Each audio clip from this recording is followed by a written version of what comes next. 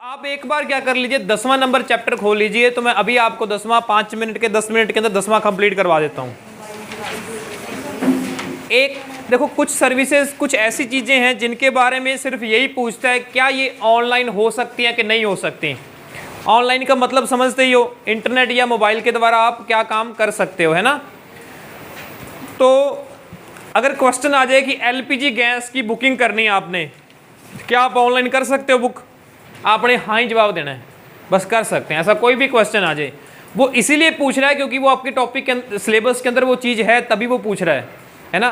तो LPG gas booking भी आप ऑनलाइन बुक कर सकते हो, और भी जितने भी हम बाकी सब तो ऑनलाइन वाले कल हम पढ़ ही चुके थे। तो चैप्टर नंबर 10वां है मोबाइल डिवाइसेस या स्मार्टफोन के साथ कार्य करना। इसमें हमने काफ़ी कुछ ऑलरेडी पढ़ चुके हैं। जैसे ये कह रहा है कि भाई हैंड हेल्ड डिवाइसेस, आपको एक चीज़ करवाई थी, इसके अंदर को फोटो जो आ रही है ना, इसमें आपने पिक्चर देख रहे हो, ये सारे बोले जाते थे पीडीए। पहले आपको करवाया गया था, ये क्या बोले जा रहे थे, ये पीडीए मतलब personal digital assistant. Personal digital assistant जो आजकल क्या बन गए, हमारे मोबाइल बन गए। पहले छोटे छोटे कंप्यूटर आते थे ऐसे, है ना। तो इन्होंने मोबाइल के बारे में बात कर रहे हैं, तो उन्होंने कहा कि 2 प्रकार के मेन होते हैं। ये कहते हैं कि सर एक तो आपका मोबाइल होता था फीचर फोन, कौन सा, फीचर फोन, और एक हम जानते हैं हमारा मोबाइल कौन सा है, स्मार्टफोन। और फीचर फोन और स्मार्टफोन में मेन अंतर क्या है, मेन फर्क क्या है, कि फीचर वाले में तो अलग अलग फीचर होंगे और स्मार्ट वाला स्मार्ट है, ऐसा, या इसका कोई और अर्थ है। मेन फीचर फोन होते हैं हमारे कीपैड वाले, दूसरे फोन उसको बोलते थे। कीपैड वाले जो फोन आते थे, नोकिया की स्नेक सांप वाली गेम चलती थी, एसएमएस कर सकते थे हम, और बस और कॉल कर सकते थे, ये था, वो होते फीचर फोन। स्मार्ट क्यों नहीं थे, क्योंकि स्मार्ट उसमें ज़्यादा इंटरनेट से रिलेटेड हम अपना उतना ज़्यादा काम नहीं कर सकते थे। उसके अंदर हम अलग से एप्लीकेशन इंस्टॉल नहीं कर सकते थे, उसके अंदर कोई प्ले स्टोर या ऐसा नहीं था कि मैं नई नई गेम्स और एप्लीकेशन भर लूँ, ऐसा नहीं पॉसिबल था, ठीक है। तो इंटरनेट की फैसिलिटीज़ या अलग प्रकार के सॉफ्टवेयर, एप्लीकेशन या गेम्स वो हम नहीं डाउनलोड कर पाते थे। तो वो फिर ऐसे कौन से फ़ोन थे, फीचर फ़ोन थे, जिनका मेन मकसद सिर्फ बात करना और एसएमएस करना, यहीं तक सीमित था। और उसमें वो बहुत अच्छे थे, बात करने में वो कहीं कोई इसमें प्रॉब्लम नहीं आती थी, है ना।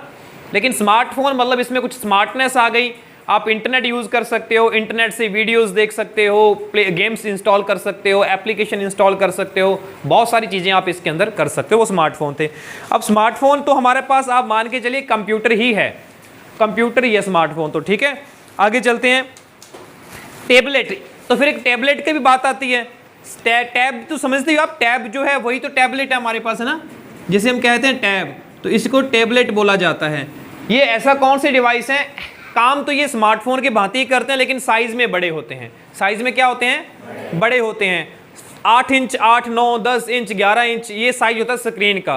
लेकिन मोबाइल का हमारा मैक्सिमम अभी जो हम जेब के लेकर घूमते हैं तो 6 इंच तक की स्क्रीन होती है, 4 इंच, 5 इंच, 6 इंच। जब स्टार्टिंग में टैबलेट बन के आई थी तो उनका शुरुआत 7 इंच स्क्रीन से हुई थी, कि 6 इंच वाली टैबलेट जी। पहले फ़ोन तो छोटे छोटे होते थे, और इतना बड़ा क्या है, ये टैब है हमारे पास। लेकिन अब टैब की जो शुरुआत हुई थी टैब की, उतनी स्क्रीन हमारे मोबाइल के अंदर आने लग गई है, ठीक है। ये कैसे पॉसिबल हुआ, उसका साइड से जगह कम हो गई है ना, बेजल्स जिसे बोलते थे। पहले वाला जो हमारे फ़ोन होते टच वाले, वो फ़ोन अगर इतना है तो स्क्रीन उसके अंदर इतनी होती थी, यहाँ पे बटन, यहाँ पे वो, यहाँ पे ऐसा। लेकिन अब क्या हो गया, साइज बाहर वाला तो उतना ही रहा, लेकिन स्क्रीन का साइज पूरा हो गया इस तरीके से, तो स्क्रीन का साइज बढ़ गया, है ना। चलिए टैबलेट समझ गए, साइज जिसका आकार साइज में बड़े हैं, ठीक है, जिनको जेब में तो लेकिन हम नहीं घूम सकते, लेकिन बैग या पर्स के अंदर हम आसानी से ले जा सकते थे, तो वो भी क्या है, टैबलेट है। एक वर्ड आता है फैबलेट। फैबलेट बीच में आया था भाई, फिर ये जमाना ही चला गया इसका। फैबलेट मोबाइल और टैबलेट के बीच के साइज वाला, बड़ा बड़े मोबाइल।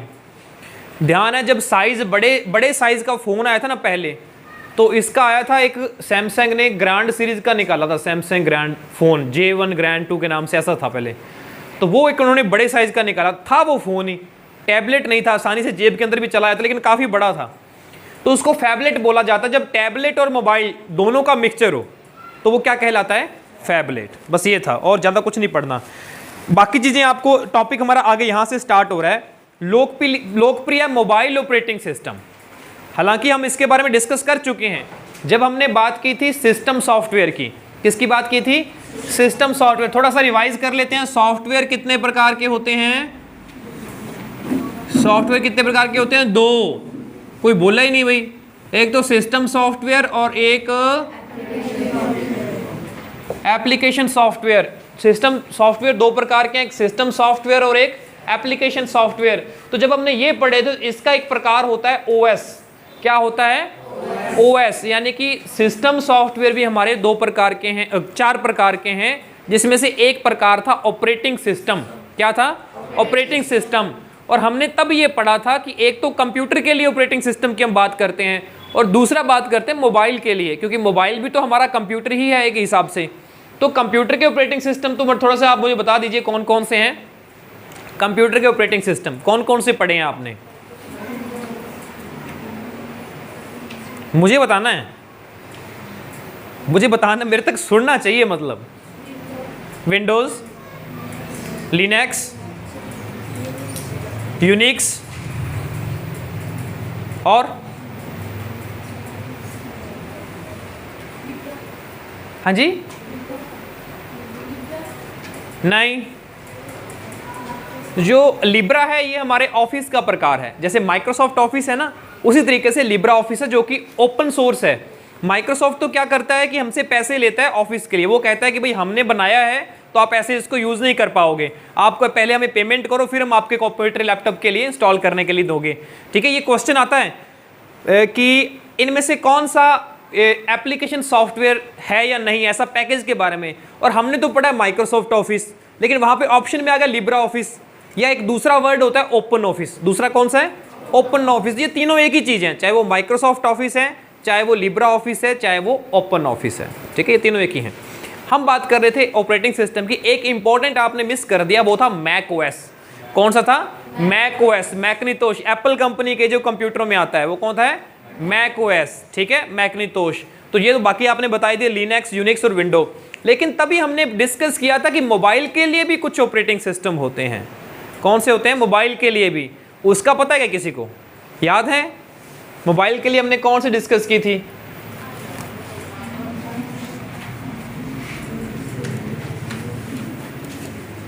Mobile OS. एंड्रॉइड तो सभी जानते हो भाई, भूल गए? एंड्रॉइड, आईओएस, एक होता है विंडोज मोबाइल। अब तो इसका जमाना गया, पहले आता था एंड्रॉइड, आईओएस, विंडोज मोबाइल। एक और अभी आजकल तो क्या जो छोटे फोनों में आता है काई ओएस, जैसे जियो फोन के अंदर है, कीपैड वाला जियो फोन, उसके अंदर काई ओएस आता है। तो एंड्रॉइड सारे जानते हो, ये क्या है? एक ऑपरेटिंग सिस्टम है। अपने कहते हैं मेरे पास एंड्रॉइड फोन है।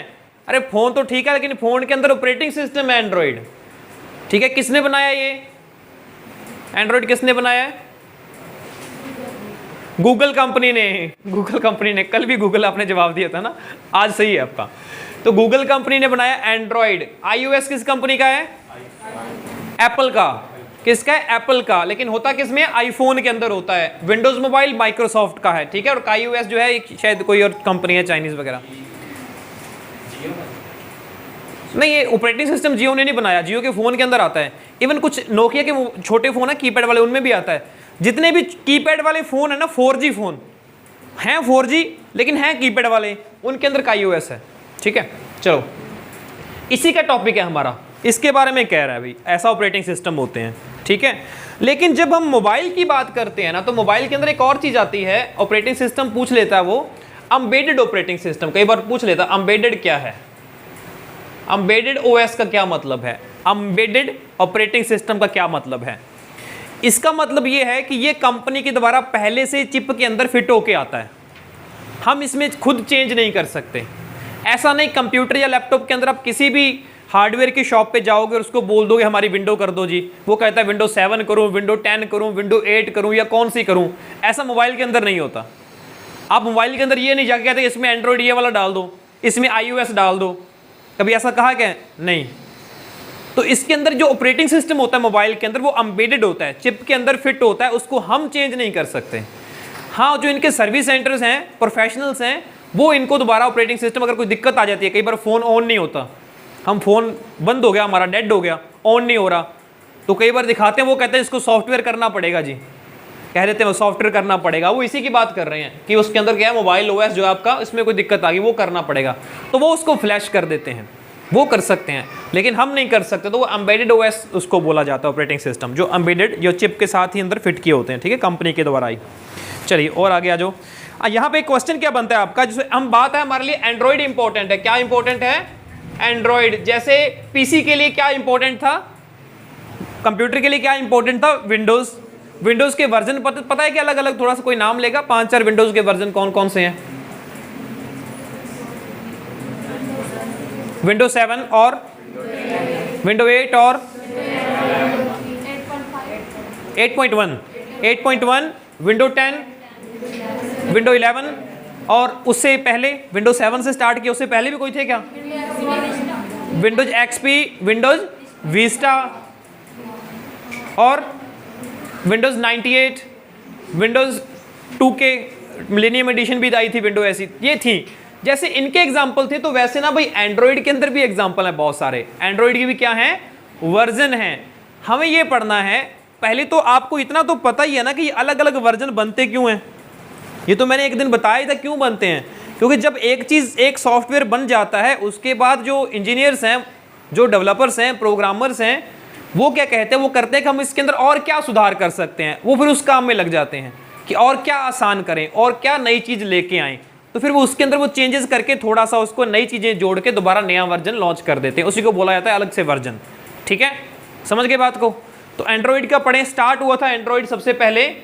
तो खास बात ये ध्यान रखनी है कि एंड्रॉइड के जो नाम है, जो वर्जन के नाम है, वो सारे मिठाई या मीठी चीज़ों के ऊपर हैं। मिठाइयों के नाम के ऊपर या मीठी चीज़ों के ऊपर। अब मुझे ये बताओ, बनाया किस कंपनी ने है? गूगल ने। गूगल का ऑफिस कहाँ पे है? अमेरिका के अंदर, है ना। अब वो अगर मिठाइयों के नाम रखेगा अमेरिका के अंदर, गूगल कंपनी जो बैठी है, वो ये तो रखेगा नहीं कि जलेबी, रसगुल्ले, गुलाब जामुन, ऐसा तो कुछ होगा नहीं। वो तो उनकी मिठाई आएंगे जो भी आएंगी मीठे वाली, तो ना। तो उन्होंने ए से स्टार्ट किया, सबसे पहला वर्जन एंड्रॉइड वाला था, वो था एंड्रॉइड ए से स्टार्ट होता, नाम उसका एंड्रॉइड एस्ट्रो। फिर बी से बाइंडर, फिर सी से कपकेक, फिर डी से डोनेट, फिर ई से इक्लेयर, फिर एफ से फ्रायो, ये लिखा हुआ है सर आपके, ठीक है। ई एफ से फ्रायो, फिर जी से जिंजर ब्रेड, एच से हनीकॉम, एच के बाद क्या आता है भाई? आई से आइसक्रीम सैंडविच, जे से जेली बीन, के से किटकैट, एल से लॉलीपॉप, एम से मार्शमेलो, एन से नॉगट और एम एन ओ से ओरियो, ओरियो बिस्कुट जो आते हैं, ओरियो। और उसके बाद एम एन ओ पी से, उसके बाद इन्होंने नाम थोड़े से देने बंद कर दिए। उसके बाद क्या कर दिए? नाम देने बंद कर दिए। तो क्वेश्चन आ जाता है आपकी बुक के अकॉर्डिंग, तो जो नवीनतम वर्जन है ना वो 7 है। देखो कितना पुराना चल रही है बुक आपकी। इसमें बुक के अंदर लास्ट वाली लाइन पढ़ो, अपने लोकप्रिय मोबाइल ऑपरेटिंग सिस्टम के टॉपिक में सबसे जो एंड्रॉइड ऑपरेटिंग सिस्टम लास्ट वाली लाइन, एंड्रॉइड नॉगेट। इन्होंने तो एंड्रॉइड नॉगेट 7.0 को ही क्या बताया? नवीनतम बताया है। लेकिन आजकल नवीनतम कौन चल रहा है? एंड्रॉइड 12 चल रहा है। आजकल कौन चल रहा है? एंड्रॉइड 12। यानी कि 7 के बाद 8 आया, 8 के बाद 9 आया, 9 के बाद 10 आया, 10 के भी 2 वर्जन आए, 10 और 10.1, 10.2, जेली बीन 2-3 आए थे, और फिर उसके बाद 11 आया, और फिर उसके बाद आ रहा है 12। ठीक है, लेकिन बुक के अंदर 7 है। तो इसके अलावा अगर ऑप्शन में दे रखा है 8, 9, 10, फिर तो वो टैग करेंगे। और एक और ध्यान रखना, इसको याद करना आसान है। कोई पूछे कि नवीनतम कौन सा है, अगर उसका नंबर नहीं दे रखा 1, 2, 3, 4, 5, लेकिन नाम दे रखा है, तो भी ध्यान रखना कि अल्फ़ाबेटिकली ऑर्डर में है। जो सबसे लास्ट वाला बस वही है। अगर एन दे रखा है एक ऑप्शन, दूसरा ऑप्शन बी, डी, सी दे रखा है, तो मतलब एन वाला लास्ट है ना। तो ये भी अल्फ़ाबेटिकली ऑर्डर में है। ये एक क्वेश्चन आया था इस पेपर के अंदर कि एंड्रॉइड का एग्जाम्पल या इनमें से कौन सा नहीं है, ये ध्यान रख लेना। अब ये MP तक तो हम चले गए थे, उसके बाद कोई और ही नाम बता देना तो वो नहीं है। अभी ये नाम याद रख लेना जितने भी हैं, ये सारे डेजर्ट्स हैं या स्वीट्स हैं। Okay, Windows operating system Microsoft के मोबाइल्स के अंदर आता था, या उससे पहले नोकिया ने स्मार्टफोन निकाले थे जिनका लूमिया सीरीज़ के, उसके अंदर भी विंडोज़ का ये आते थे मोबाइल ऑपरेटिंग सिस्टम के लिए। आगे बढ़ते हैं iOS पे, एप्पल iOS। ठीक है, आपको पता ही है, इन्होंने दे रखा है ये कौन कौन से डिवाइसेस। देखो वाह, ये भी हैं एप्पल के कई सारे डिवाइस हैं ऐसे, जैसे एक तो हमने पढ़ा आईफोन, पढ़ा तो क्या है आपको पता ही आईफोन होता है। एक आता था आईपैड, और एक आता है आईपॉड, और एक होती है एप्पल वॉच। ये इतने सारे डिवाइसेस हैं जिनके अंदर iOS चलता है, जिनके अंदर क्या चलता है, iOS। आपकी बुक तक तो iOS ही चलता था, लेकिन अभी लेटेस्ट रिसेंटली क्या हुआ, आईपैड के लिए अलग से इन्होंने निकाल दिया, आईपैड OS के नाम से, आईपैड के लिए अलग से निकाल दिया आईपैड OS। बताएगा कोई आईपैड है क्या? आईपैड क्या है? एक टैबलेट है। क्या है? टैबलेट है, या एप्पल की टैब है, उसको आईपैड बोला। जैसे एप्पल के मोबाइल को आईफोन बोला, एप्पल के कंप्यूटर को क्या बोला, आईमैक। एप्पल के कंप्यूटर को आईमैक बोला। एप्पल के लैपटॉप को क्या बोला, एप्पल के लैपटॉप क्या बोला, मैकबुक। क्या बोला, मैकबुक। ठीक है, तो ये चीजें हैं, बस यही था आपके। और आगे चलो, आगे बता रखा है कैसे गूगल प्ले को अपने फाइंड कर सेट करना है, कॉन्फ़िगर करना है। लेकिन हम ये पढ़ते हैं, अब दोनों तीनों को कंपेयर करते हैं थोड़ा सा, यहीं पे हमारी सारी सर्विसेज हो जाएंगी।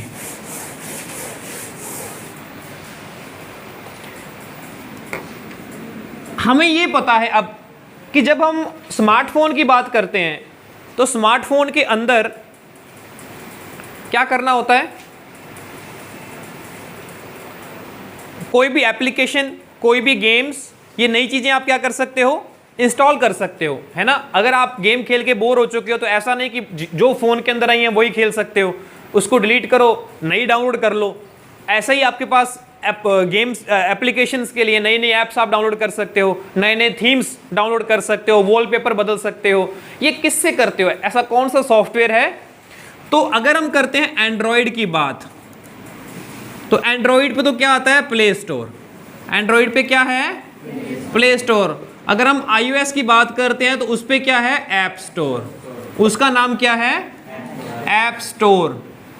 और अगर हम कंप्यूटर की बात करें तो उस विंडोज़ के अंदर कौन सा आएगा, विंडोज स्टोर। ठीक है, उनका क्या नाम है, विंडोज स्टोर होता है। तो दो चीज़ें पढ़ ली हमने।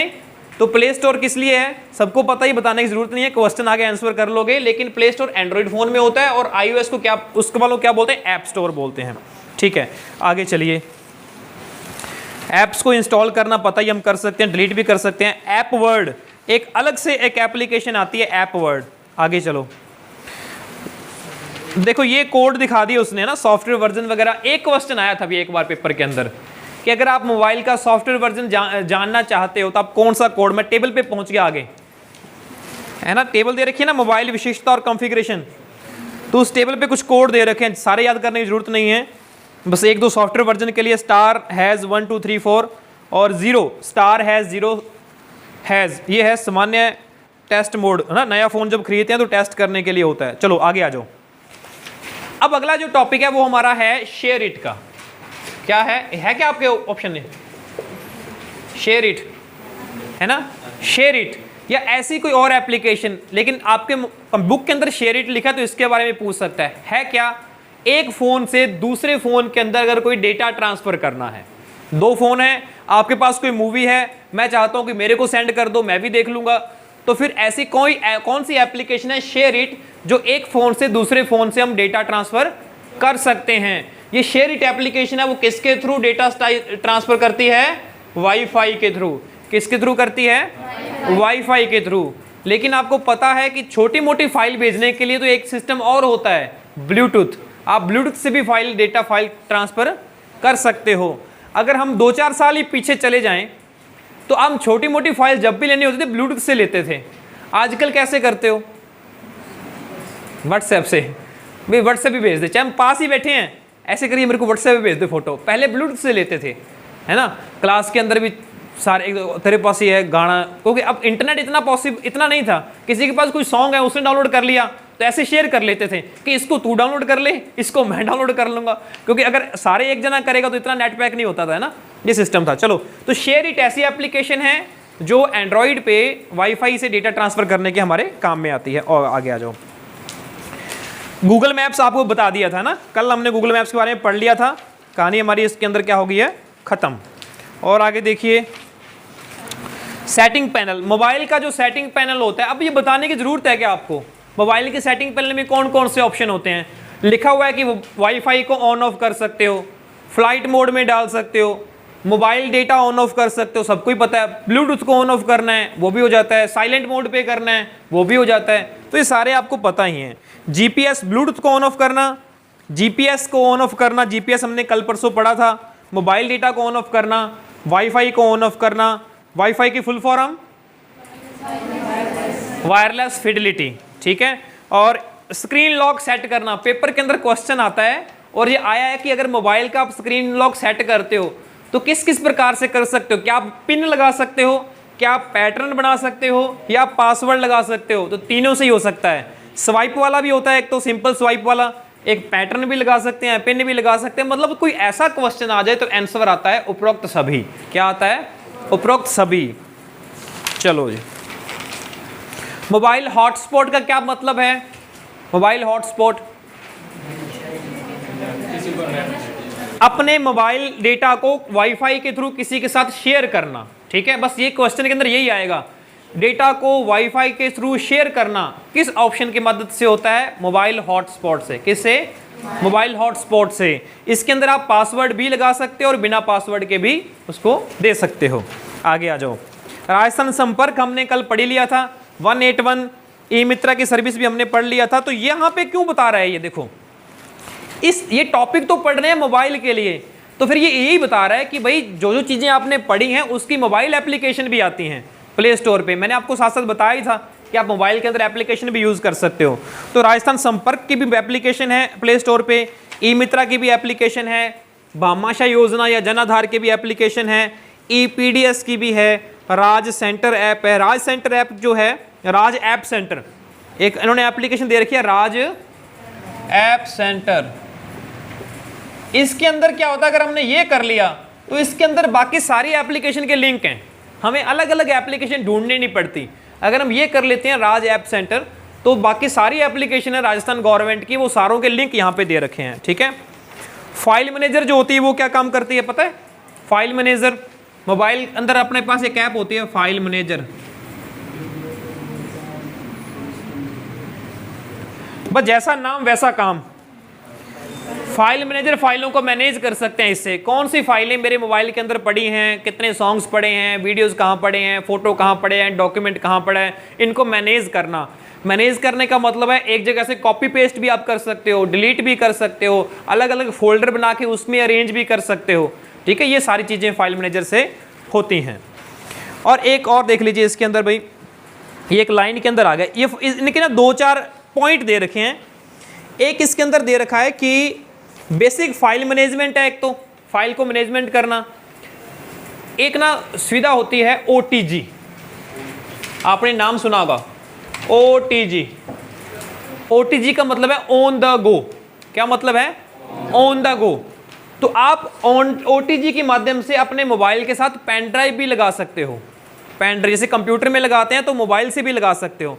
तो फिर उस पेन ड्राइव के अंदर कौन सी फाइलें पड़ी हैं उसको भी खोल के देखना है, या उसके अंदर कोई डेटा कॉपी करना है, तो वो कहाँ से होता है? फाइल मैनेजर से होता है, ठीक है। एक इसके अंदर नीचे लिख रखा है जिप, 7-zip और RAR, ये वर्ड हैं, जिप, 7-zip और RAR। ये जो होता है ना, ये होता है फाइल को कंप्रेस करने की टेक्निक हैं या सॉफ्टवेयर हैं। कोई ऐसा सॉफ्टवेयर है या ऐसा प्रोग्राम या इतना डेटा है आपके पास, वो साइज़ में बहुत बड़ा है, आप चाहते हो कि भाई इतना बड़ा डेटा ट्रांसफ़र करना है मुझे या किसी को मेल के द्वारा भेजना है, तो जगह ज़्यादा रोकेगा, तो आप उसको कंप्रेस कर लेते हो। आपको एग्जांपल बताया था एक दिन, हाँ जी, हाँ जी, की बताया है? हाँ वही जो पोटली वाला जो मैं पांड बलना, हाँ, गठड़ी बांध के, अगर मैं पूरा उसको कस के गठड़ी बांधता रहूँगा तो और जितना खींचता जाऊँगा उतना वो कंप्रेस हो के साइज उसका छोटा होता जाएगा, है ना। तो बस वही कंप्रेस करना है डेटा को। तो डेटा को कंप्रेस करके किसी के साथ शेयर करना ताकि वो कम, हमारी बैंडविड्थ कम डेटा खाए और स्पेस कम रोके, तो वो तरीके हैं। जिप कर देना फाइल को, 7-zip सॉफ्टवेयर का नाम है, RAR भी सॉफ्टवेयर का नाम है, इसका पूरा नाम है WinRAR, ठीक है। ये एक एप्लीकेशन है जिससे डेटा को कंप्रेस कर सकते हो। अगर मान लो आपने वो कंप्रेस करके किसी के पास भेज दी तो उसको फिर खोलेगा कैसे, तो उसके पास भी विन आर होनी चाहिए, फिर उसके माध्यम से वापस उसको वो सारा क्या कर देगा, गठड़ी खोल देगा, है ना। चलो ये कुछ था अभी हमारा चैप्टर नंबर 10। अब हम पीछे से लगते हैं, इसका सबसे लास्ट वाला चैप्टर नंबर 16 देखो क्या कहता है।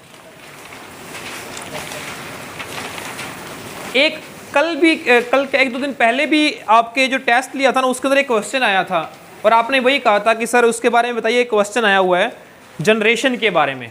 क्या क्वेश्चन था? तो इस चैप्टर में मैं थोड़ा सा बाद में आता हूँ, जनरेशन के एक दो चीजें हैं ये बता देता हूँ। आपने मोबाइल की जनरेशन भी तो पढ़ी है, आजकल 5G भी लॉन्च हो चुका है, तो वो तो मोबाइल की तो अगर बात करो तो हम 5th जनरेशन में जा चुके हैं या जाने वाले हैं, ये कह सकता हूँ, ठीक है। तो अगर कंप्यूटर की अगर वैसी बात करें, जनरेशन का मतलब होता है कि उसमें ऐसा कोई बदलाव आ जाए, किसी टेक्निक के अंदर ऐसा बदलाव आ जाए जो इसको पूर्णतः बदल के रख दे, है ना। अगर थोड़ा थोड़ा चेंज हो रहा है फिर तो बोलते हैं नया वर्जन आना, फिर तो क्या बोलते हैं उसको कि उसका नया वर्जन आ गया, थोड़ा थोड़ा चेंज हो रहा है। लेकिन अगर पूरा सिस्टम ही बदल के रख दे, इतना बड़ा बदलाव आ जाए, तो फिर उसको बोलते हैं हम नई जनरेशन में आ गए। क्या बोलते हैं? नई जनरेशन में आ गए। आजकल सामान्यतः कह ही देते हैं ना, हमारे बुजुर्ग भी हमारे कह रहते हैं कि आजकल की तो नई जनरेशन है, नई पीढ़ी है, इनका तो सिस्टम ही और है, हमारा ज़माना ऐसा था, हमारा ऐसा था, हमारा ऐसा था। सुना होगा आपने, आपके भी घर में सारा कुछ, सबके घर में सेम चीज़ें चलती होती हैं, कोई ऐसा तो है नहीं, उसी समाज में रहने वाले हम। तो जब कोई ऐसी टेक्निक जो पूरा सिस्टम बदल के रख दे, तो अब हम कह देते हैं कि नई जनरेशन आ गई उसमें, ठीक है। क्या कहते हैं? नई जनरेशन आ गई। तो ऐसा जब कंप्यूटर का शुरुआत में कंप्यूटर का विकास होने लगा, तो उनका जो मेन कोर कंसेप्ट था, जब वो जहाँ जब वो बदलते गए तो एक नई जनरेशन बनती गई। तो कंप्यूटर की टोटल 5 जनरेशन है। कंप्यूटर की कितनी है? 5 जनरेशन मानी गई हैं। इसको कंप्यूटर की पीढ़ियां भी कह देते हैं। कितनी पीढ़ियां हैं? 5 हैं, 5 हैं, ठीक है। तो पहली जनरेशन के अंदर पूछ लेता है वो, पेपर के अंदर यही था कि पहली या फर्स्ट जनरेशन के अंदर ऐसा क्या था कंप्यूटर के अंदर। तो मैं ये कहता हूं कि जब पहली जनरेशन थी ना कंप्यूटर की, तो कंप्यूटर का आकार बहुत बड़ा होता था। क्या होता था? बहुत बड़ा होता था। अब आप ये तो जानते हो कि कंप्यूटर जब काम करता है तो आपको एक पूरा कंसेप्ट बताया था हमने कि कंप्यूटर की कार्य करने की तरीका क्या होता है, कि उसके अंदर कुछ इनपुट करना पड़ता है, फिर वो उसको प्रोसेस करता है और फिर वो हमें आउटपुट देता है। कंप्यूटर कैसे काम करता है? उसके 3 तरीके हैं, चरण हैं 3। पहले वो इनपुट करेगा, फिर उसको प्रोसेस करेगा और फिर वो उसको आउटपुट देगा। अब पहली जनरेशन के अंदर क्या था? जो प्रोसेस करने वाला सिस्टम था उसके अंदर यूज की गई थी वैक्यूम ट्यूब। क्या यूज की गई थी? Vacuum tube. अगर हिंदी में लिखूं तो निर्वात नलिका। शायद आपने ये साइंस में पढ़ा होगा, निर्वात नलिका, वैक्यूम ट्यूब यूज की गई थी। किसके लिए? प्रोसेसिंग के लिए। सीपीयू के अंदर हम ये कह सकते हैं। लेकिन सेकंड जनरेशन फिर कब आई? दूसरी जनरेशन की अगर बात करूं, सेकंड जनरेशन, इसके अंदर इसकी जगह, वैक्यूम ट्यूब की जगह यूज हो गए ट्रांजिस्टर। क्या यूज हो गए? ट्रांजिस्टर। तब ट्रांजिस्टर की खोज हो गई, एक छोटी चिप ऐसा मान के चलते हैं।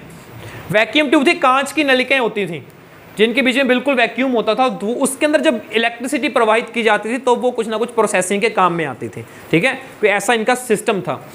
अब उसकी दिक्कत क्या थी? एक तो उनका साइज बहुत बड़ा था, एक वो उसको हम एक जगह से दूसरी जगह ले जा ही नहीं सकते थे क्योंकि कांच की नलिकाएं थी, टूटने का भी डर था। तीसरा, वो नलिकाएं जो थी वो गर्म बहुत हो जाती थी काम करते वक्त। जैसे हमारे पहले वो बल्ब होते थे, बल्ब जो कितनी गर्मी वो खींचते थे और बिजली बहुत खाते थे, है ना। तो ऐसा ही वैक्यूम ट्यूब्स होती थी। तो फिर ट्रांजिस्टर इसकी जगह पे यूज होने लग गए। देखो सारा सिस्टम ही बदल दिया, काम करने का तरीका बदल गया, उसको इजीली आसान हो गया, बिजली खपत भी कम हो गई, हम एक जगह से दूसरी जगह ले जाना भी पॉसिबल हो गया ना, काफ़ी कुछ बदल गया। थर्ड जो जनरेशन है, आपके अगर कोई क्वेश्चन आएगा तो यहीं तक आएगा। हालांकि और भी बहुत कुछ बदलाव हुए, मेमोरी पे भी बदलाव हुए कि मैग्नेटिक टेप यूज की जाने लग गई सेकंड जनरेशन के अंदर स्टोरेज के लिए। कौन सी? Magnetic tube. उससे पहले क्या था? पंच कार्ड थे। तो कई सारे सिस्टम है, लेकिन हमें मेन ये पढ़ो। एक तो फर्स्ट के अंदर क्या था? Vacuum tube. सेकंड के अंदर क्या है? ट्रांजिस्टर। थर्ड के अंदर जो थे वो क्या आ गए? आईसी। क्या आ गए? आईसी। पूछ सकता है आईसी की फुल फॉर्म क्या है? Integrated circuit, integrated circuit, circuit मैंने वही सर्किट या परिपथ। अब आईसी का मतलब इंटीग्रेटेड, यानी कि एक छोटी सी चिप के अंदर कई सारे सर्किट एक छोटे की चिप के अंदर ही फिट कर दिए।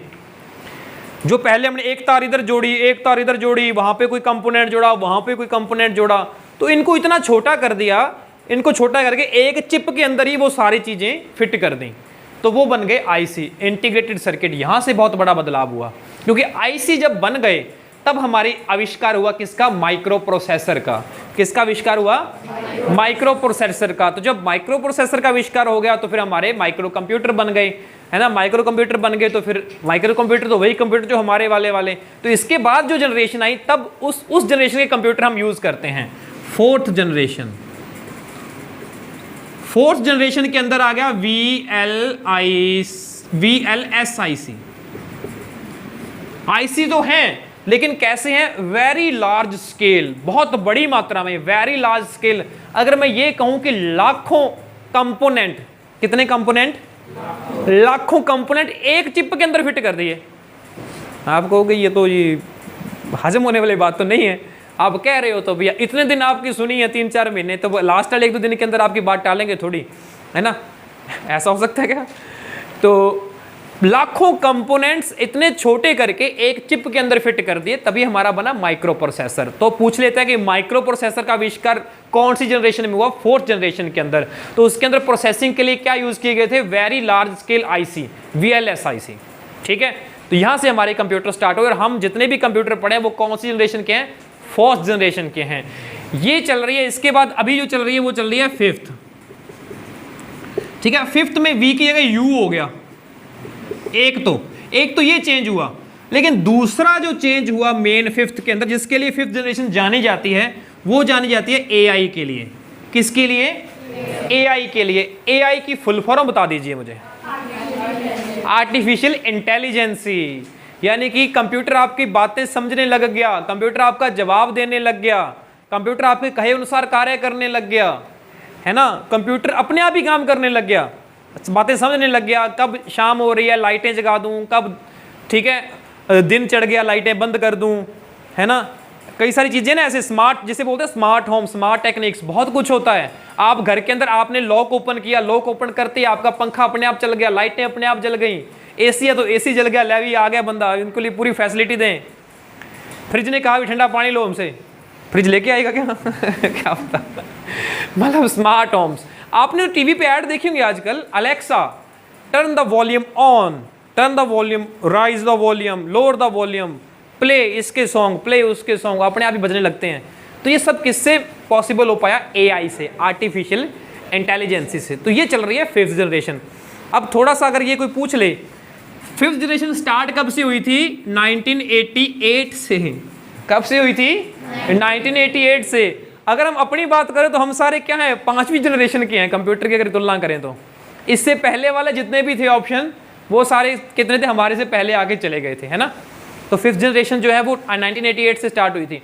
बाकी इन सब में क्या है? लगभग 10-10 साल का फर्क है। 45 से 55, 55 से 65, 65 से 75, 75 से 88 और 1988 से नाउ। ये होता है इनका क्वेश्चन। ये थी जनरेशंस। ठीक है, बेसिक सा इतना ही है जनरेशन के बारे में। हालांकि इसमें और भी डीप जा सकते हैं, लेकिन मोटी मोटी चीज़ बता दी। क्वेश्चन अगर आएगा तो इनसे बन जाएगा, लेकिन आपके सिलेबस से ये हटा दिया गया है। अभी 3-4 साल 4 साल पहले जो है, शायद 19 के अंदर सिलेबस चेंज हुआ है, तब ये चीज़ें हटा दी गई हैं। तब उसके अंदर आपका ये चैप्टर है ना 6वां 7वां 8वां, राजस्थान गवर्नमेंट की स्कीम्स, भारत सरकार की स्कीम्स, ये तब ऐड की गई हैं 2019 में जब सिलेबस चेंज हुआ, और ये चीज़ें हटा दी गई हैं। इतिहास पूरा हटा दिया गया है। पेपर के अंदर क्वेश्चन था, फादर ऑफ कंप्यूटर किसे कहते हैं? कंप्यूटर का पिता किसे कहते हैं? चार्ल्स बेबेज को। अभी मेरे को जितना कि टाइम मिला मैं टेस्ट 1-2 ही चेक कर पाया, उसमें से तो गलती दिया जवाब उन्होंने। बिल गेट्स को बना दिया गया। तो आपने पढ़ा बिल गेट्स जरूरी है, लेकिन बिल गेट्स को फादर ऑफ कंप्यूटर नहीं कहते, ठीक है, वो चार्ल्स बेबेज है। तो ऐसे भी कई सारी चीज़ें हैं, ब्लेज पास्कल, बहुत सारा था, लेकिन हमारा टॉपिक वो नहीं है। अभी कोई डाउट है किसी को, और कोई क्वेश्चंस पहले हो तो वो डिस्कस कर लेते हैं भाई, क्योंकि दिन हमारे पास 2 ही हैं, आज और कल। क्वेश्चन चलो 16 के अंदर क्या है, चैप्टर नंबर के अंदर आ जाओ। एक क्वेश्चन ये भी था पेपर के अंदर, CD DVD बर्निंग आपको बता ही दिया था। हाँ जी, है कोई? CD DVD बर्निंग आपको बता दिया था कि जब कोई डेटा या फाइल CD के अंदर कॉपी की जाती हैं, स्टोर की जाती है, उसको क्या बोलते हैं? बर्न करना। क्या बोलते हैं? बर्न करना। आगे आ जाओ। विंडो 10 में CD DVD कैसे बनाते हैं, बस बना ही देते हैं। आगे चलो, आप राइट क्लिक करोगे तो वहाँ पे सेंड टू CD DVD का ऑप्शन आ जाता है, ऐसा हो जाता है। फाइल को प्रिंट करना, प्रिंट करने की शॉर्टकट की क्या है?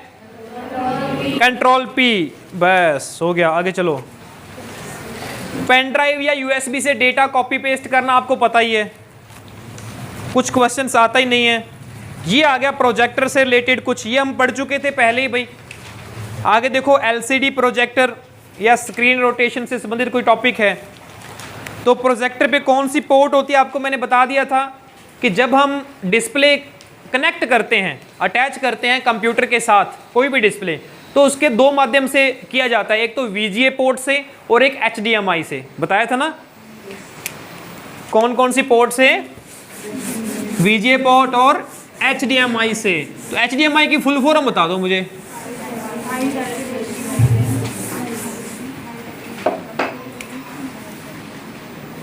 HDMI, high definition multimedia interchange. ये लास्ट वाला आई जरूर ध्यान रखना। फुल फॉर्म आ गई, 4 ऑप्शन मिलेंगे, चारों में फर्क पता कहाँ मिलेगा? आई वाले में मिलेगा। कहीं इंटरफेस होगा, कहीं इंस्टाग्राम, कहीं इंटरचेंज, कहीं कुछ, तो ये ध्यान रखना, ठीक है। और दूसरा था हमारे पास VGA पोर्ट। VGA की full form video graphic array.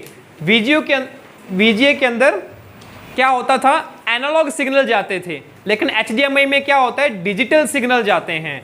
HDMI में एक और खास बात होती है, ऑडियो भी साथ में ट्रांसमिट होता है। क्या होता है? ऑडियो भी साथ में ट्रांसमिट होता है। ये केबल दिखा रखी है, HDMI केबल कैसी होती है और VGA केबल कैसी होती है। VGA कनेक्टर के अंदर कितनी पिन्स होती हैं? 15 पिन होती हैं, दिखा रखा है ना, 5-5 के गिन लो चाहे। VGA कनेक्टर के अंदर 15 पिन होती हैं, ठीक है। और आगे आ जाओ, आगे जो टॉपिक है, क्वेश्चन यहाँ पे बना था इसी के अंदर, ये भाई वो इतना आगे नहीं जाना, इसी के अंदर एक पेपर के अंदर क्वेश्चन आया था कि जब आप एक्सटर्नल डिस्प्ले, कोई बाहर से डिस्प्ले अटैच करते हो या आपने प्रोजेक्टर अटैच किया अपने लैपटॉप या कंप्यूटर के साथ, तो हमारे पास 4 ऑप्शन आते हैं। ये चारों ऑप्शन दिखा रखे हैं इन्होंने 16.18 पिक्चर के अंदर, कि एक तो है कंप्यूटर ओनली या जिसे बोलते हैं PC स्क्रीन ओनली। दूसरा है डुप्लीकेट, यानी कि कंप्यूटर ओनली का मतलब ये है कि मेरे लैपटॉप के अंदर डिस्प्ले चलेगा लेकिन साइड वाला या प्रोजेक्टर वाला नहीं चलेगा। सेकंड ऑप्शन है डुप्लीकेट, इसमें क्या बताया था कि जो मेरे कंप्यूटर स्क्रीन पे चलेगा वही प्रोजेक्टर पे चलेगा, है ना। तीसरा है एक्सटेंड। एक्सटेंड में यह है कि मेरे कंप्यूटर पे अलग चलेगा और जो साइड वाली स्क्रीन है या प्रोजेक्टर उस पर अलग चलेगा। इस पे मैं अलग काम कर सकता हूं और उस पे मैं अलग काम कर सकता हूं, तो ये हो गया एक्सटेंड। डिस्प्ले मेरा क्या हो गया? बढ़ गया। चौथा है प्रोजेक्टर ओनली, कि मेरे कंप्यूटर या लैपटॉप की स्क्रीन तो हो जाए बंद, तो जो मैंने प्रोजेक्टर लगा रखा है वो चले, ठीक है। तो ये 4 ऑप्शन आए थे। आगे चलो जी, अब चलो आगे। PC और मोबाइल के बीच में क्या आप डेटा ट्रांसफर कर सकते हो? कर सकते हैं। किसके माध्यम से? डेटा केबल लगाते हैं, एक तरफ मोबाइल में लगाओ, एक तरफ कंप्यूटर में लगाओ। मोबाइल में हमारे पास 2-3 ऑप्शन पूछता है, एक तो पूछता है चार्ज ओनली, दूसरा पूछता है डेटा ट्रांसफर का और तीसरा पूछता है फोटोज ट्रांसफर का, ठीक है। तो हमें डेटा ट्रांसफर करना होता है। आगे आ जाओ, बस ये एक दे रखा है कि अगर ये एक क्वेश्चन आया था इस लाइन के अंदर, देखो क्वेश्चन कहाँ से बनते हैं, ऐसे बनते हैं। या तो आपकी बुक के लास्ट वाले जो दे रखे हैं 8-10, वहाँ से क्वेश्चन आएगा, लेकिन वहाँ से नहीं आके ना एक क्वेश्चन यहाँ से आ गया। ये देखो आप, माइक्रोसॉफ्ट टॉपिक है आपका इनबिल्ड इमेज संपादन वाले के अंदर 16.6 में दे रखा है आपके पास माइक्रोसॉफ्ट ऑफिस पिक्चर मैनेजर दे रखा है ना, माइक्रोसॉफ्ट ऑफिस पिक्चर मैनेजर, ठीक है। अब इसके क्वेश्चन के अंदर उन्होंने क्या बनाया, ये इसकी पैराग्राफ की पहली लाइन पढ़ो। माइक्रोसॉफ्ट ऑफिस पिक्चर मैनेजर एक सॉफ्टवेयर प्रोग्राम है जिसमें ऑफिस सूट के साथ अपने चित्रों को संपादन, इंग्लिश में क्या लिखा है? Picture editing. क्वेश्चन के अंदर आ जाए पिक्चर एडिटिंग निम्न में से कौन से सॉफ्टवेयर में कर सकते हो, तो देख लेना वहां पे ऑप्शन अगर मिल जाए माइक्रोसॉफ्ट ऑफिस पिक्चर मैनेजर, तो वहां से कर सकते हैं, ठीक है। अगली लाइन पढ़ो, पिक्चर मैनेजर में बेसिक पिक्चर एडिटिंग, ये क्वेश्चन के अंदर ये आया था कि इनमें से बेसिक पिक्चर एडिटिंग की जो फैसिलिटी है वो कौन से सॉफ्टवेयर से मिलती है? कौन सी मिलती है? माइक्रोसॉफ्ट ऑफिस पिक्चर मैनेजर के अंदर। ये ऐसे लाइन के अंदर वो क्वेश्चन उठाता है, ठीक है, ऐसे भी आ जाता है। तो इस हिसाब से तो आपको एक एक लाइन पढ़नी चाहिए, है ना।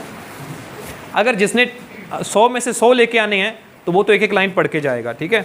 आगे चलते हैं। पीडीएफ नाम जानते हो? पीडीएफ फुल फॉर्म क्या होता है? पीडीएफ की फुल फॉर्म, पीडीएफ फाइल तो जानते हो, पीडीएफ फाइल होती है एक ऐसी डॉक्यूमेंट फाइल होती है। पीडीएफ की फुल फॉर्म है पोर्टेबल डॉक्यूमेंट फॉर्मेट। आपके टेस्ट में क्वेश्चन था कि पीडीएफ ओपन किस सॉफ्टवेयर में की जाती है, क्या जवाब दिया था आपने? आपका भी जो रिसेंटली टेस्ट हुआ था उसके अंदर एक क्वेश्चन था कि पीडीएफ फाइल को ओपन करने के लिए निम्न में से कौन सा प्रोग्राम यूज किया जाता है। किसको याद है क्वेश्चन था ये? कोई हम ही नहीं भर रहा। क्वेश्चन था, आंसर क्या था? Adobe reader. अब आपने पता नहीं क्या दिया है, अडोब रीडर। कल आपको चेक करके दे देंगे, कल लास्ट है, कल तो चेक करनी पड़ेगी।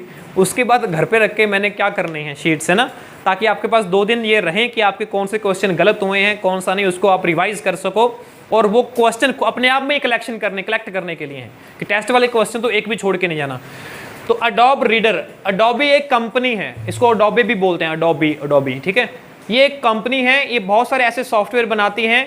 आपने फोटोशॉप का नाम सुना होगा, अडोबी फोटोशॉप, पिक्चर्स एडिटिंग के लिए, डिजिटल पेंटिंग के लिए और स्टूडियो वालों के लिए तो ये क्या है, अपने आप में एक रामबाण औषधि है। अडोब फोटोशॉप, ये सारे काम इसी के अंदर करते हैं। अडोब प्रीमियर एक ऐसा सॉफ्टवेयर आता है वीडियो एडिटिंग, मूवीज बनाने के लिए, वो उसके अंदर काम होता है। बहुत सारे अडोबी के सॉफ्टवेयर हैं। तो अडोब रीडर एक पीडीएफ रीडर है। अडोब रीडर क्या है? एक पीडीएफ फाइल रीडर है। पीडीएफ की फुल फॉर्म माइक्रोसॉफ्ट ऑफिस नहीं ये क्या हुआ? पीडीएफ की full form portable document format. अब यहाँ पे आपको पता क्या बता रखा है कि अगर आप वर्ड के अंदर या एक्सेल के अंदर ना काम कर रहे हो, आपने एक्सेल के अंदर अपनी शीट्स बना ली, वर्ड के अंदर आपने क्या कर लिया, फाइलें डॉक्यूमेंट बना लिए, लेकिन जिसने आपको भेजना था वो कहता कि सर मुझे तो पीडीएफ भेजना। मैंने कहा है, हमने तो वर्ड की फाइल पता है कि डीओसी फाइल होती है .docx, या तो मैं वो सेव कर सकता हूं। अगर एक्सेल में है तो हम कौन सी फाइल सेव कर सकते हैं? .xlsx। पावर पॉइंट में है तो हम .pptx सेव कर सकते हैं, लेकिन उसने कहा कि पीडीएफ में भेजो। तो फिर आप फाइल को सेव एज करके क्या करोगे? सेव एज करोगे। तो सेव एज में जहां पे आप नाम भरते हो फाइल का, उसके नीचे ऑप्शन होता है सेव एज टाइप। क्या ऑप्शन होता है? Save as type. किसी को तो शायद मैंने ये बताया था करके। तो वहां पे हमें सिलेक्ट करना है पीडीएफ का, तो आपकी फाइल पीडीएफ फॉर्मेट में सेव हो जाती है। किस में सेव हो जाती है? पीडीएफ फॉर्मेट में। तो चैप्टर नंबर 16 हमारा खत्म। 15वां पे आ जाओ।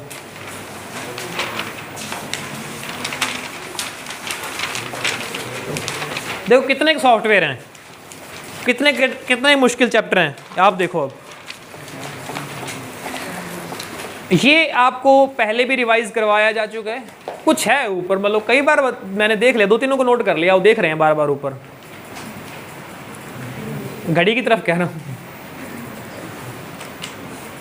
चैप्टर नंबर 15 क्या कह रहा है, ये आपको पहले करवाया जा चुका है, मैं फिर भी आपको रिवाइज थोड़ा सा कर रहा था इसलिए था। क्या उसने पूछा? User login. क्वेश्चन ये था कि यूजर अकाउंट कितने प्रकार के बना सकते हैं? यूजर अकाउंट 2 तरह के बनते हैं। किसकी बात कर रहा हूं मैं? User account. किसके? कंप्यूटर के अंदर, विंडो के अंदर। किसका फीचर है? विंडो का फीचर है। 2 तरह के, एक तो होता है स्टैंडर्ड और एक होता है एडमिनिस्ट्रेटर। एडमिनिस्ट्रेटर, यहीं से क्वेश्चन आ जाता है। 2 तरह के यूजर अकाउंट हैं।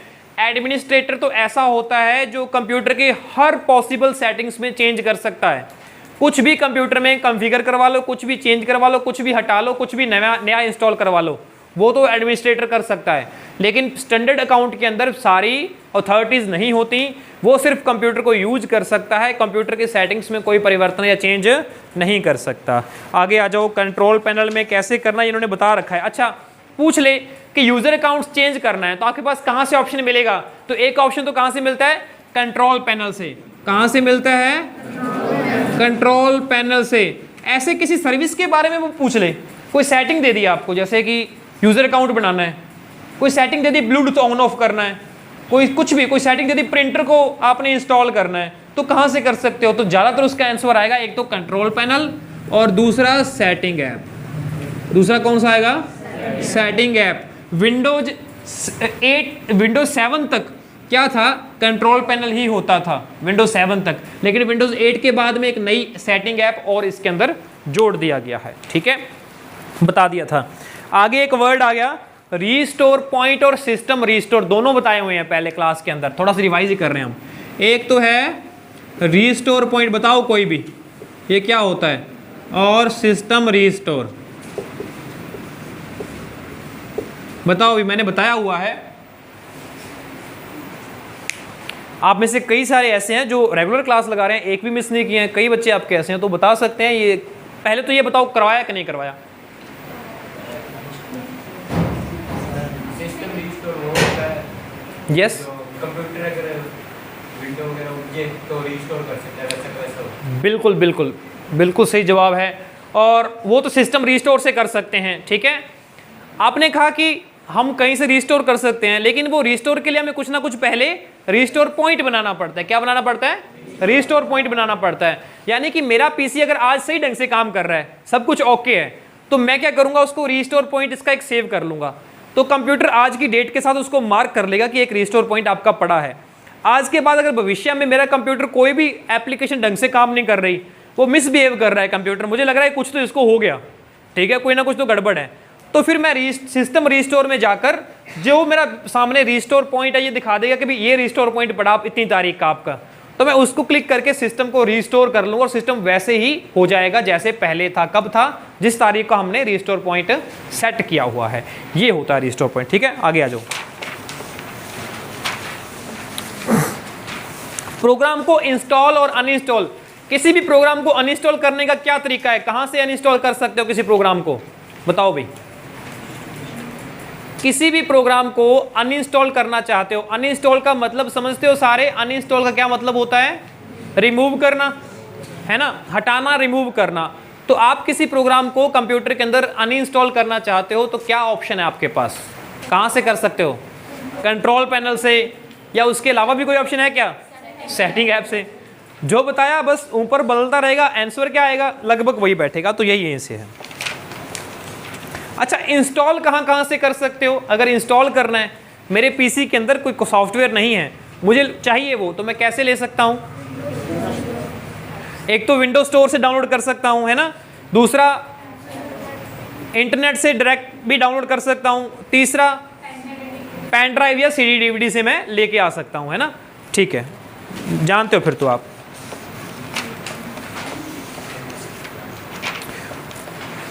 अच्छा, अगला टॉपिक देखो, थोड़ी सी एक लाइन के अंदर बताना चाहता हूं कहां से क्वेश्चन आया था। टॉपिक है आपका 15.5, अपने ईमेल के साथ माइक्रोसॉफ्ट आउटलुक को कॉन्फ़िगर करना। एक बार मैं फिर से यहां पे लिख देता हूं, आपने माइक्रोसॉफ्ट का एक तो सॉफ्टवेयर पढ़ा है वर्ड, एक पढ़ा है एक्सेल। किसकी बात कर रहा हूं मैं? ऑफिस की। ऑफिस के अंदर एक तो होता है वर्ड, दूसरा होता है एक्सेल, तीसरा होता है पावर पॉइंट, इसके बाद भी होता है एक एक्सेस, फिर होता है एक आउटलुक, फिर होता है वन नोट, फिर एक अभी हमने पढ़ा पिक्चर मैनेजर, और भी होते होंगे एक आधे, लेकिन हमें इतने के बारे में जानना है।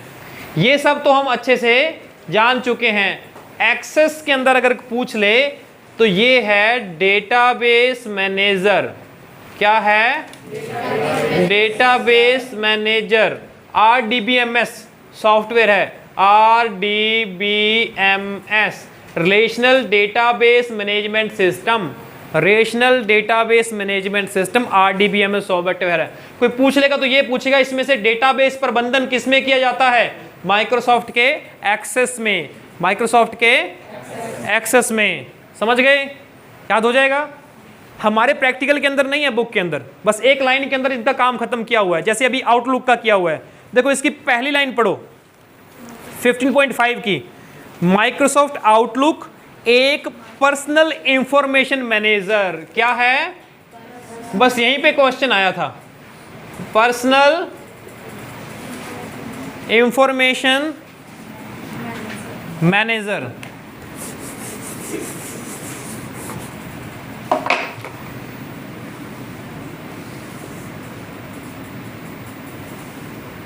पर्सनल इंफॉर्मेशन मैनेजर व्यक्तिगत कोई सूचना है उसको मैनेज करता। अब किसी पर्सन की हमें क्या व्यक्तिगत सूचना चाहिए हो सकती है, हमें उसका नंबर सेव करके रखना हो सकता है, कभी कॉन्टैक्ट करना पड़ सकता है, हमें उसकी ईमेल आईडी को सेव करना हो सकता है, उसकी ईमेल भी उसको भेजनी पड़ सकती है, क्योंकि ये काम तो हम बिजनेस से रिलेटेड कर रहे हैं ना। मेरा बिजनेस है तो मैं जितने भी मेरे क्लाइंट्स हैं, जितने भी मैं आगे मेरे टाई-अप्स हैं, मेरे पार्टनर्स हैं, उनका मेरे को ईमेल आईडी भी चाहिए, उनका फ़ोन नंबर भी चाहिए, कोई और अकाउंट्स नंबर भी चाहिए, उनका कभी पेमेंट ट्रांसफ़र करनी पड़ सकती है। तो काफ़ी सारी इंफॉर्मेशंस होती हैं पर्सनल जो हमें स्टोर करके रखनी होती हैं, ठीक है। जैसे हमारे मोबाइल के अंदर कॉन्टैक्ट ऐप होती है ना कॉन्टैक्ट वाली, बस वैसे ही कंप्यूटर के अंदर आप इससे कर सकते हो। दूसरा, अब पर्सनल इंफॉर्मेशन मैनेज तो हमने कर लिया आउटलुक से, तो हम ईमेल आईडी सीधा ही कॉन्फ़िगर कर सकते हैं कि भाई यहीं से आप ईमेल भी भेज सकते हो उस बंदे को। ईमेल सेव तो कर ली, लेकिन ईमेल भेज भी सकते हो आप यहीं से आउटलुक से, ठीक है। और क्या हो सकता है, अपॉइंटमेंट सेट कर सकते हो। आपको कोई ज़रूरी काम है, किसी आपने भी इतने बजे हमें ज़रूरी काम है। देखो हमारा अगर कोई बंदा सही शेड्यूल में रहता है ना, जिसका सुबह से लेकर शाम तक फिक्स होता है शेड्यूल कि आज क्या करना है, कल क्या करना है। बड़े बड़े आदमी ऐसे तो चलते हैं, आपने देखा होगा जब अभी रिसेंटली क्या है, मुख्यमंत्री अपने आए थे इधर दौरे पे, है ना, तो उनका time minute to minute time fix था कि इतने बज के इतने बजे बीकानेर उतरेंगे, इतने बजे वहाँ से जाकर वहाँ से हनुमानगढ़ कब पहुँचेंगे, हेलीकॉप्टर से हनुमानगढ़ से फिर गंगानगर आएंगे, गंगानगर से फिर सूरतगढ़ से आके वापस स्पेशल प्लेन के द्वारा जयपुर जाएंगे। तो minute to minute time fix होता है कि कितने मिनट से क्या करना है, कितने मिनट से क्या होना है, ठीक है। लेकिन हमारा कभी आपने कभी ऐसे किया है काम? पेपर के 2-4 दिन पहले करते होंगे कि आज हमने इतने बजे से ये इतने बजे ये टॉपिक पढ़ेंगे, इतने बजे से इतने बजे ये खाना खाएंगे, इतने बजे से इतने बजे नहाएंगे। बनाते हो क्या? अगर ऐसा शेड्यूल बना लो। लेकिन जो बड़े बड़े कंपनीज जो जिनके भी चलते हैं, जो बिजनेस चलते हैं, उन सबका शेड्यूल फिक्स होता है। तो हमें याद थोड़ी ना रहता है कि अब तो कई बार भूल जाते हैं कि क्या काम था, ओल है, अच्छा आज तो वहाँ पर जाना था, भूल ही गए। कई बार ऐसा हो जाता है, तो वो क्या करते हैं, लिख के रखते हैं।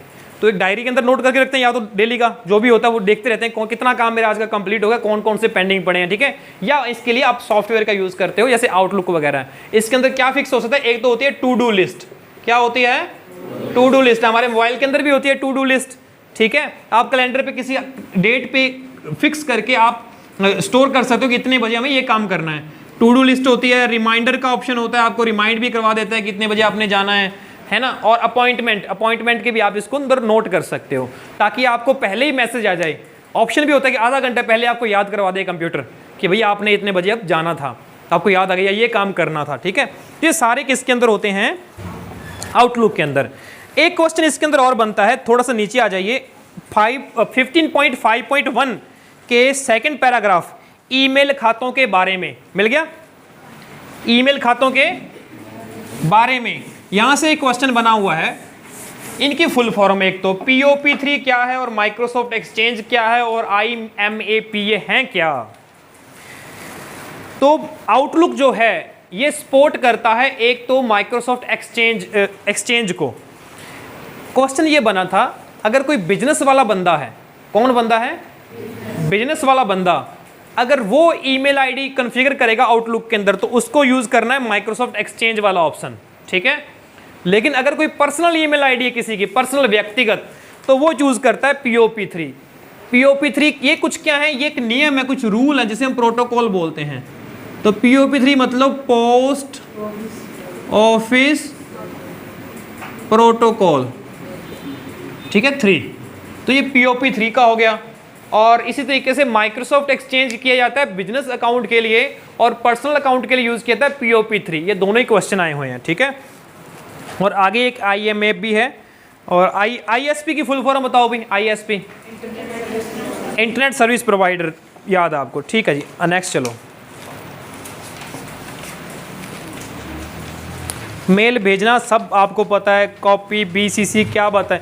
एक क्वेश्चन ये आया था, लास्ट वाला टॉपिक है फोल्डर लॉक, कि आपके कंप्यूटर के अंदर एक ऐसी एप्लीकेशन भी आती है, क्या नाम है उसका? Folder lock. फोल्डर लॉक, जिससे आप अपने हार्ड डिस्क के अंदर, आपके कंप्यूटर के अंदर कोई फाइलें, कुछ फोल्डर ऐसे हैं जिसको आप लॉक लगाना चाहते हो कि कोई भी उसको देख ना सके, कोई भी उसको डिलीट ना कर सके, आपके लिए बहुत इंपॉर्टेंट हैं, ठीक है। जैसे मेरे लैपटॉप के अंदर एडमिशन से रिलेटेड फाइल हो सकती है, जिसमें फीस से रिलेटेड फाइल हो सकती है, जिसमें कितनी फीस आई है क्या नहीं आई है ना, तो वो सारा रिकॉर्ड हो सकता है, तो वो बहुत इंपॉर्टेंट हो सकता है। तो कोई भी उसको ना एक्सेस कर पाए तो हम उसको क्या करते हैं, लॉक लगा के रखते हैं, तो उसको बोलते हैं फोल्डर लॉक लगाना। तो इसके बिना वो फाइल आपका बिना लॉक के जो आप पासवर्ड सेट करोगे उसके बिना फाइल आपकी ओपन नहीं होगी। ठीक है जी, ये भी हो गया चैप्टर।